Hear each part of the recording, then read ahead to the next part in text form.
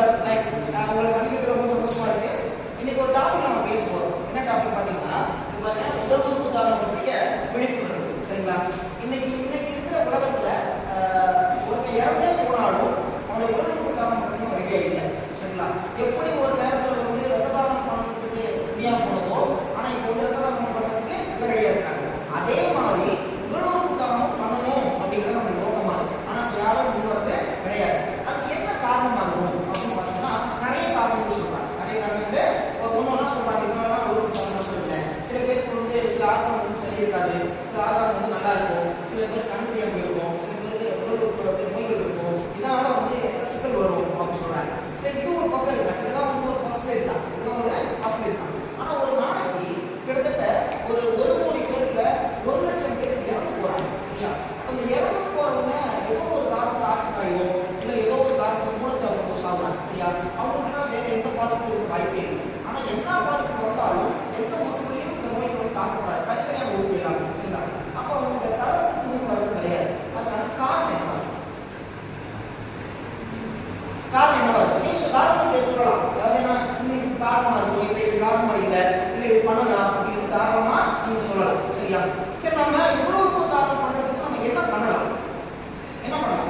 இப்போ நான் போயிட்டு ஒருத்தர் போயிட்டு ஹாஸ்பிட்டலுக்கு போயிட்டு எப்பா எனக்கு வந்து ஒரு கண் வேணும் அப்படின்னா தரணும். சரிங்களா? அப்போ நம்ம அதுக்கு என்ன பண்ணுவோம்?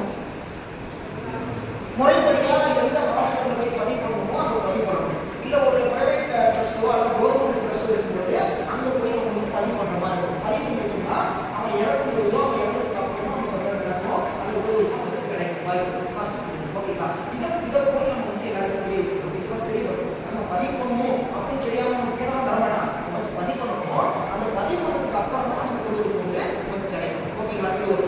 ரெண்டாவது, சரி பதிவு பண்ணியாச்சு, கொடுக்குறோம் இல்லையா? இப்போ ஒரு இறந்து போயிட்டா அவங்களுக்கு தரணும் இல்லையா? இப்போ நான் ஒரு எக்ஸாம்பிள் நான் சொல்றேன், ஒரு சொன்னாங்க இல்லையா? நான் இறந்து போறேன். இப்போ நான் வந்து நான் உடல் தானம் பண்ணேன், ஏற்கனவே எழுதி கொடுத்தேன், அரசுக்கு எழுதி கொடுத்தேன். நான் ஒரு ஏதோ ஒரு சம்பவத்தில் இறந்து போனேன்னா நான் இறந்து போனது வந்து அரசுக்கு தெரியாது இல்லையா? அதை தெரியப்படுத்தணும் இல்லையா? அந்த பிரைவேட் செக்டருக்கோ அல்லது அந்த ட்ரஸ்ட்டுக்கோ இல்லை கவர்மெண்ட்டுக்கோ தெரியப்படுத்தணும் இல்லையா? அப்போ தெரியப்படுத்தணும் கண்டிப்பா. அப்போ அதை யாரும் செய்யணும். நான் தெரியப்படுத்த உடல் உறுப்புகளுக்கு இருக்கிறதுக்கு வாய்ப்பு இருக்கும். சரிங்களா? நம்ம உடம்பு உயிர் பிடித்த உடனேயே ஒவ்வொரு உறுப்புகளும் செயல்பட்டு இருக்கும். சரிங்களா? அது லாஸ்டா இருக்கிறது பார்த்தீங்கன்னா கண்ணு தான். நல்லா பண்ணுவோம். கண்ணு தான் ரொம்ப நேரம் இருக்கும், ரொம்ப நேரம் உள்ள இருக்கும். சரிங்களா? ஏன்னா அப்போ நீங்க வேணா ஒரு எக்ஸாம்பிள் பார்த்து பாருங்க. யாராவது இறந்து போன கண்ணது பார்த்தீங்கன்னா முடிச்சுட்டு மாதிரியே இருக்கும். சரிங்களா? என்ன காரணம்னா நம்ம உடம்புல இருக்க எல்லா உறுப்புகளும் ஒவ்வொரு குறிப்பிட்ட நேரம் இருக்கும், அதுக்கப்புறம் செயல் போயிடும். ஆனால் கண்ணு மட்டும் ரொம்ப நேரம் இருக்கும். அதனால தான் அதிகமாக கண் எடுக்கிறது.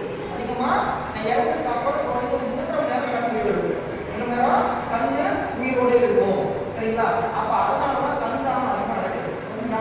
ஆனால் அதுக்கப்புறம் இருக்கிற உள்ள பார்த்தீங்கன்னா ஒரு 2 மணி நேரம், ஒரு 1 ஹவர், ஒரு ½ ஹவர் இப்படியே கொஞ்சமாக எல்லாமே சேர்ந்து போயிட்டு அப்படின்னா இப்போ பேஸ்ட் எடுத்து பேஸ்ட்.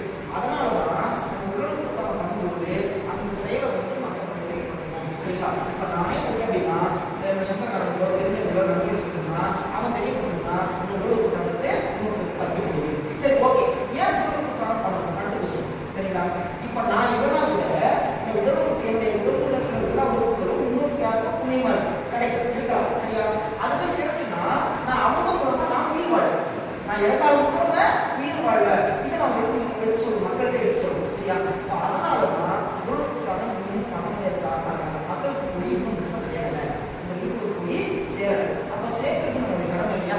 அப்போ சேர்க்கணும், கண்டிப்பாக நம்ம சேர்த்தாங்க. அப்போ ஒவ்வொருத்தர் மூலமும் போய் சொல்லணும் அப்படின்னா நான் ஒரு 10 பேர் சொல்றேன், நீங்க ஒரு 10 பேர் சொல்றீங்க அப்படின்னா இது 1000 லட்சம் கோடியாலும் நிறைய வரும். அப்போ என்னன்னா ஒருத்தர் செத்தாலும் ஒருத்தர் உயிர் வாழ்வான் அப்படிங்கிற மாதிரி ஒரு சூழல் வரும். சரிங்களா?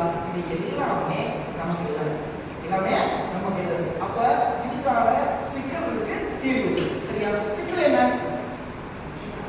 சிக்கல் என்ன? தானே சொல்லலாம். நீங்க தயங்க வேண்டாம்.